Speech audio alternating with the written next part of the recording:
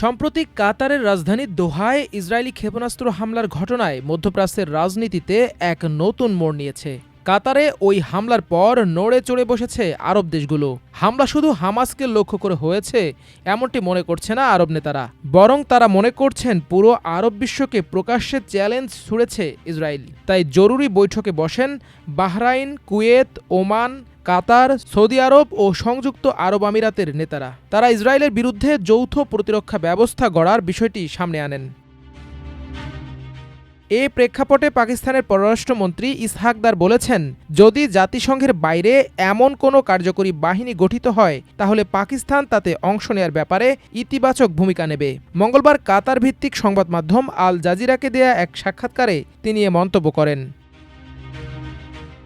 দার বলেন, পাকিস্তানের বিশাল ও কার্যকর সশস্ত্র বাহিনী রয়েছে যা প্রচলিত যুদ্ধে সক্ষমতা দেখিয়েছে। তাই যদি কোনো বহুজাতিক ব্যবস্থা গঠিত হয় যেখানে সদস্যরা তাদের সক্ষমতা অনুযায়ী ভূমিকা রাখে, পাকিস্তান সেখানে অংশ নিতে প্রস্তুত থাকবে। তিনি জোর দিয়ে বলেন, এই বাহিনীকে আক্রমণের জন্য নয়, শান্তি প্রতিষ্ঠা, আগ্রাসী শক্তিকে থামানো ও দখলদারিত্ব রোধের জন্য গঠন করা উচিত। সাক্ষাৎকারে দার আরও বলেন, এমন একটি ব্যবস্থা গড়ে তোলা হলে এক ধরনের কঠোর অর্থনৈতিক পদক্ষেপ বা নিষেধাজ্ঞাও প্রয়োগ করা যেতে পারে, যাতে কোনো রাষ্ট্র তাদের কথা না শুনলে বড় ধরনের অর্থনৈতিক ক্ষতির মুখে পড়ে। তিনি বলেন, আরব দেশ ও আরব লীগের মধ্যে এই ব্যাপারে আলোচনা চলছে এবং এটি একটি যৌক্তিক প্রস্তাব।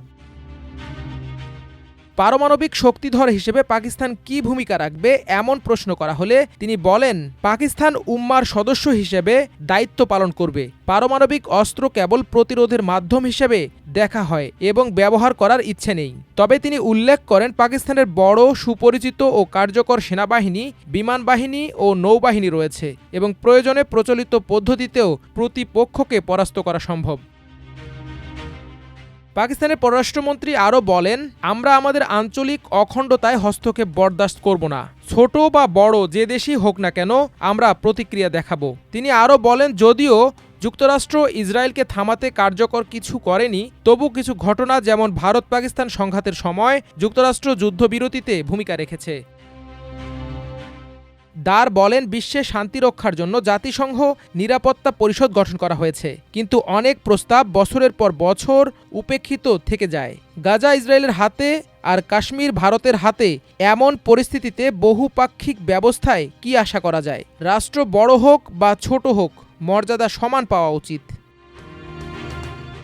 ইসহাক দার জোর দিয়ে বলেন, পাকিস্তান শান্তি চায় এবং পারমাণবিক অবস্থানের কারণে অঞ্চলকে অস্থিতিশীল করতে চায় না। মাল্টিমিডিয়া ডেস্ক, আমার দেশ।